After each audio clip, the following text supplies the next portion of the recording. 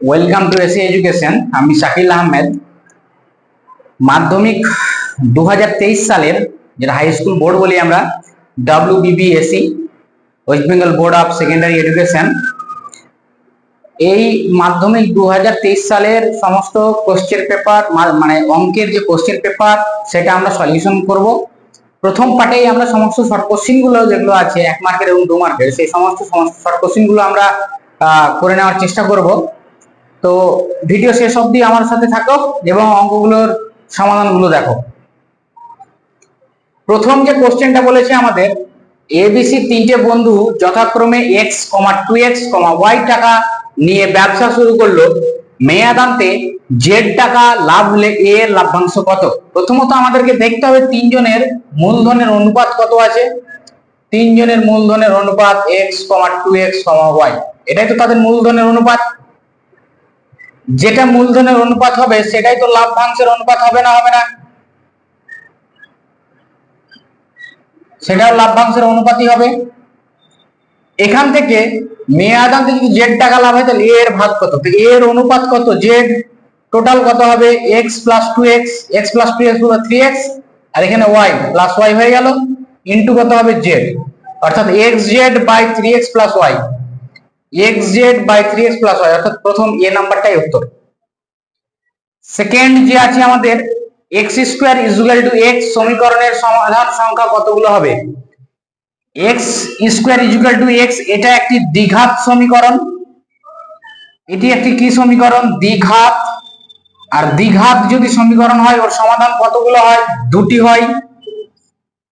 এখানে যদি কোনো সময় বলতো যে x নট ইকুয়াল টু 0, তাহলে আমরা উভয় পক্ষ থেকে একটা করে x আমরা কমন নিয়ে কাটতে পারতাম, বাট কোনো প্রবলেম নেই। এর সমাধান যদি চাও তোমরা, তাহলে x square equal to minus x equal to 0 লিখতে পারি আমরা। এখান থেকে x কমন নিলে x মাইনাস 1 ইকুয়াল টু 0। এখান থেকে x এর মান একটা 0, x এর মান একটা 1 বেরোবে, দুটো সমাধান পাওয়া যায়। 3 নম্বর যে কোশ্চেন, দুটি বৃত্ত পরস্পরকে অন্তঃস্পর্শ করলে স্পর্শকের সংখ্যা কতগুলো হবে? এটাও বই থেকে হুবহু চুকা। দুটি বৃত্ত পরস্পর অন্তঃস্পর্শ করলে স্পর্শকের সংখ্যা হবে একটি। থিটা এর যে কোনো মানের জন্য এই রাশিটার বৃহত্তম মান কত হবে?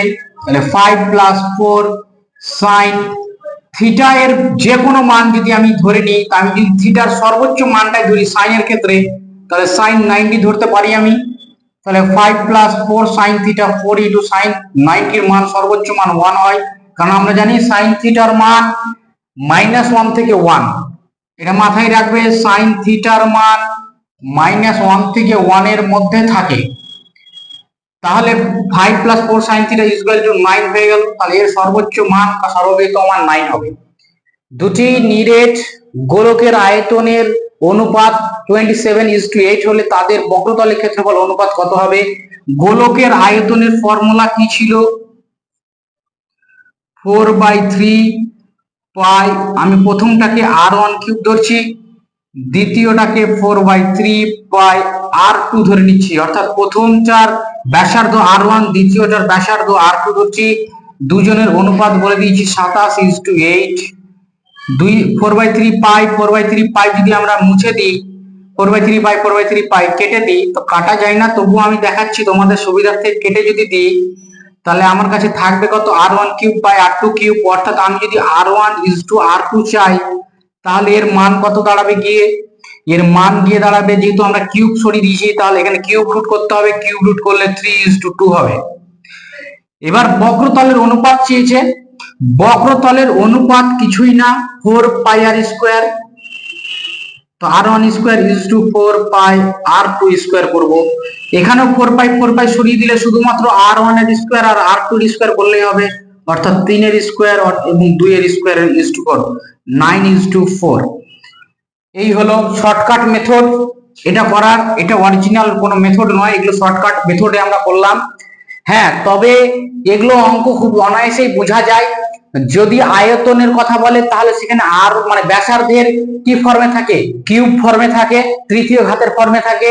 যদি ক্ষেত্রফল বলে সেটা ব্যাসার্ধের বর্গের ফর্মে থাকে, এবং ব্যাসার্ধ তো নিশ্চয় তার এক ঘাত ফর্মে থাকে।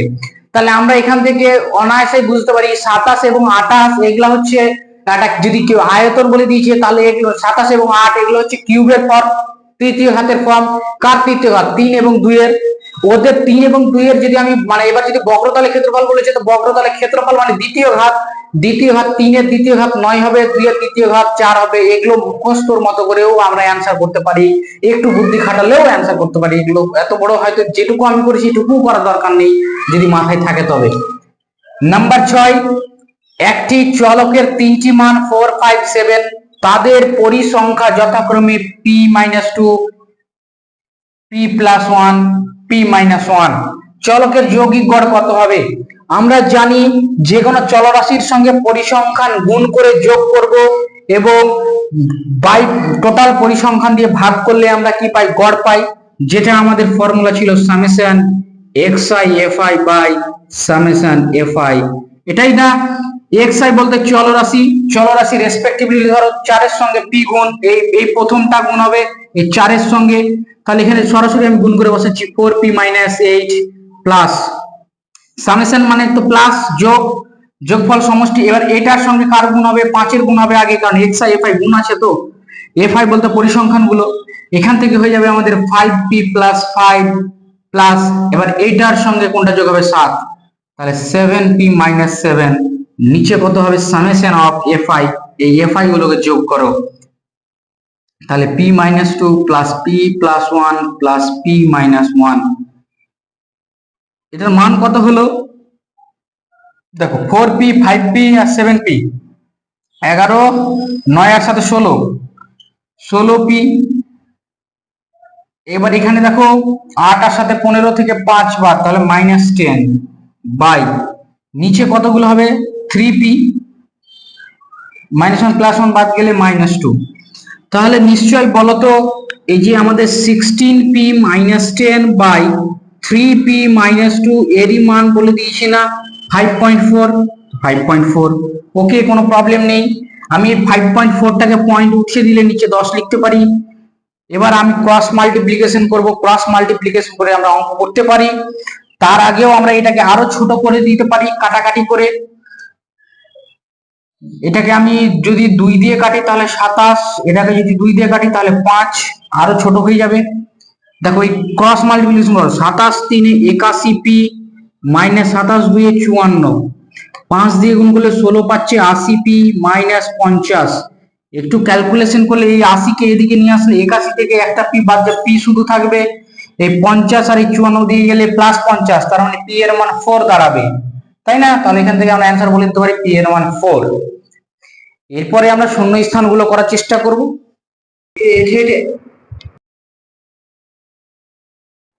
এবারে আমরা শূন্য স্থানগুলো করার চেষ্টা করব। দেখো 180 টাকার 1 বছরের আসল 198 টাকা হলে বার্ষিক সুদের হার কত? তাই না? বার্ষিক সরল সুদের হারই এখানে হবে। তো 180 টাকার 1 বছরের সুদ, তাহলে এখানে p এর মান কত?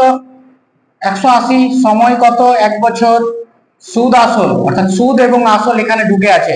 তাহলে এখান থেকে যদি আমরা 180 মাইনাস করে দিই, তাই না, আসলটা যদি মাইনাস করে দিই তাহলে 18 টাকা, এটাই আমার কি সুদ না? এত টাকা হলে বার্ষিক সুদের হার কত? আমরা ফর্মুলা কি জানি? i = ptr/100। i এর জায়গায় সুদ কত টাকা? 18 টাকা। p এর মান কত? 180 ইন্টু t এর মান কত? 1 বছর। আর মানে সুদের হার আমি ধরে নিচ্ছি, নিচে কত হবে? 100। দেখো 18 10 এ কত হয়? 180, 10 10 এ কত হবে?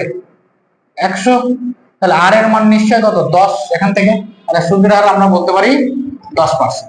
না বুঝতে হলে অবশ্যই কমেন্টে জানাবে, ইজি অঙ্ক, মান বসাবে বেরিয়ে যাবে। a² bc এবং 4bc এর মধ্য সমানুপাতি x হলে x এর মান কত? আমরা মধ্য সমানুপাতি রুলস কি জানি? যদি মধ্য সমানুপাতি x হয় তাহলে x² সমান প্রথম যে রাশিটা a² bc এবং তৃতীয় যে রাশিটা 4bc এদের গুণফলের সাথে সমান হয়, তাই না? abc যদি ক্রমিক সমানুপাতি হতো তাহলে আমরা কি বলতাম? b² = ac না? সেই মতই তাহলে x² সমান a² bc এবং 4bc। তাহলে x সমান কত হবে? 4 এর বর্গমূল করলে 2, এখানে a² আছে, a² বর্গমূল করলে a, b আর b² বর্গমূল করলে b, c আর c² বর্গমূল করলে c, অর্থাৎ এখানে আমাদের বেরিয়ে গেল 2abc। tan θ = cos 60 হলে মানে √3/2 হলে sin θ - 15 এর মান কত? তো ঠিক আছে, tan থিটার cos 60 এর মান কত? cos 60 এর মান হবে আমাদের হাফ, তাই না, ইকুয়াল টু √3/2। এই 2 2 এদিক থেকে কেটে দিলাম। tan থিটা ইকুয়াল টু √3 এর মান কত? tan 60 এর মান কত হয়? 30 হয়। তাহলে এখান থেকে থিটার মান কত বলতে পারি আমি? 60। সেম ভাবে আমরা এখানে বসিয়ে দেবো sin থিটার জায়গায় 60 মাইনাস 15, তাহলে আমাদের বেরিয়ে যাবে sin 45। sin 45 এর মান কত হবে? 1/√2। 1/√2 অ্যান্সার। এ ও বি দ্বয় পূরক কোণ হলে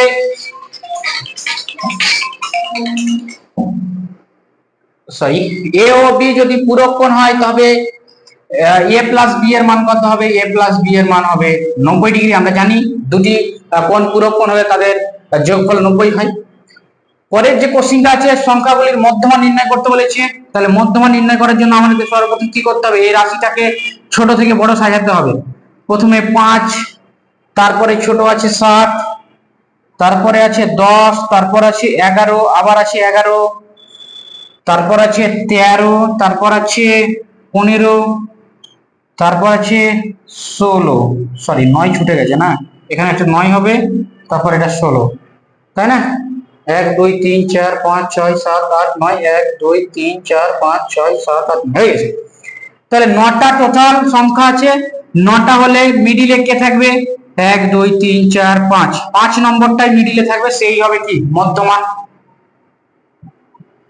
এক মুখ কাটা একটি পেন্সিল, অর্থাৎ আমি যে পেনটা নিয়ে আছি মার্কারটা, এটাও যদি এক মুখ কাটা পেন্সিল ধরি তাহলে এর সামনে একটা শঙ্কু, বাকিটা কি চোঙের মতো দেখতে না? তাহলে কার কার আকারের সম্বন্ধ হয়? তাহলে বলবে চোঙ ও শঙ্কুর সম্বন্ধ হয়। বাস হয়ে গেল আমাদের শূন্যস্থান। এরপরে আমাদের সত্য মিথ্যা গুলো। এবারে আমাদের সত্য মিথ্যা, যেটা মাধ্যমিকে 3 দাগে থাকবে, বরাবরই তোমরা 3 দাগে সত্য মিথ্যাই পাবে। এগুলো সরাসরি যদি কোশ্চেনে তোমরা এরকম ভাবে লিখে দাও যে 3 দাগের 1 দাগ আমাদের সত্য বেরোলো, কি মিথ্যা বেরোলো, 2 দাগ ধরে নাও মিথ্যা বেরোলো, এইভাবেও যদি লিখে দাও তবুও অ্যান্সার পেয়ে মার্কস পেয়ে যাবে, কোনো সমস্যা নেই। তাহলে আমরা এগুলো একটু ডিটেলসে বুঝে নিয়ে চেষ্টা করব অঙ্কগুলো করার। এখানে দেখা বলেছে কি, প্রথম নম্বরে চক্রবৃদ্ধি সুদের ক্ষেত্রে প্রথম, দ্বিতীয়, তৃতীয় বছরের সুদের হার যদি যথাক্রমে R1 R2 আর 2 R3 হয়, তবে পি টাকার 3 বছরের শেষে সবৃদ্ধি মূল কত হবে? এই যে যেটা লেখা আছে এটা সবৃদ্ধি মূলেরই ফর্মুলায় লেখা আছে। যদি প্রতি বছর সুদের হার চেঞ্জ হয় তবে আমাদের সবৃদ্ধি মূলের ফর্মুলা এটাই। কিন্তু সমস্যাটা হলো যে তৃতীয় বছরের সুদের হার বলেছে 2 আর 3%, এখানে শুধুমাত্র R3 দেওয়া আছে। যদি এখানে 2 লিখে দিত তাহলে আমাদের কিন্তু তথ্যটা ঠিক হয়ে যায়। যেহেতু 2 নেই তাহলে তথ্যটা এখানে আমাদের মিথ্যা। cos 36 এবং sin 54 এর মান কত? তো cos এর মান এবং sin এর মান ইকুয়াল হয় যদি কোণ দুটি কি হয়? পরস্পরের পূরক কোণ হয়। সেটাও আমরা বলতে পারি, অথবা আমরা এখান থেকে প্রমাণও করতে পারি cos 36 is equal to cos 90 minus 54, that means sin 54। তাহলে তথ্যটি আমাদের সত্য। কোন বহিস্থ বিন্দু থেকে বৃত্তে কেবলমাত্র একটি স্পর্শক দুটি স্পর্শক অঙ্কন করা যায়, তাহলে তথ্যটা এটা মিথ্যা। 2ab এই এবং এত এর যৌগিক অনুপাত চেয়েছে। যৌগিক অনুপাত কথার অর্থ হলো প্রত্যেকটার পূর্ব পদগুলিকে আমরা গুণ করব এবং প্রত্যেকটার উত্তর পদগুলিকে আমরা গুণ করব, দিয়ে দেখব। তাহলে 2 এখানে এ বলতে a স্কয়ার, b আছে দুটো b স্কয়ার c স্কয়ার আসবে, উত্তর পদগুলো গুণ করো তবুও 2a square b square c স্কয়ারই আসবে। দুজনেরই রেশিও 1 হবে কারণ দুজনেই সেম একদম পদ। তাহলে এটা আমাদের তথ্যটি সত্য। কোন গোলকের বক্রতলের ক্ষেত্রফল এবং আয়তনের সাংখ্যমান সমান হলে ব্যাসার্ধ 3 একক হবে কিনা? তো গোলকের বক্রতলের ক্ষেত্রফল 4 পাই আর স্কয়ার, আয়তন 4/3 পাই আর কিউব। 4 4 কেটে দাও, পাই পাই কেটে দাও, তাহলে আর স্কয়ার আর কিউব কে ভাগ করলে আর পাবো, আর প্লাস মাল্টিপ্লিকেশন 3 করলে 3ই পাবো, অর্থাৎ আর এর মান 3 দাঁড়াচ্ছে, মানে তথ্যটি আমাদের সত্য। নেক্সট বলেছে এই তথ্যটির সংখ্যা গুরুমান চেয়েছে। তাহলে 2 যদি বলে তো 1 2 3 4, 2 4 বার রয়েছে কিন্তু 5ও তো 4 বার রয়েছে, তাই না? তাহলে সংখ্যা গুরুমান দুটি হবে, 2, 5 হতো, শুধুমাত্র 2 দেওয়া আছে, তাহলে এটাও কিন্তু মিথ্যা তথ্য। তাহলে আমাদের 3 দাগের অঙ্কগুলো শেষ হয়ে গেল। এরপরে আমরা 4 দাগের নেক্সট পার্টে আমরা 4 দাগের 2 মার্কের কোশ্চেনের অ্যানসার গুলো করব। তো থ্যাংক ইউ।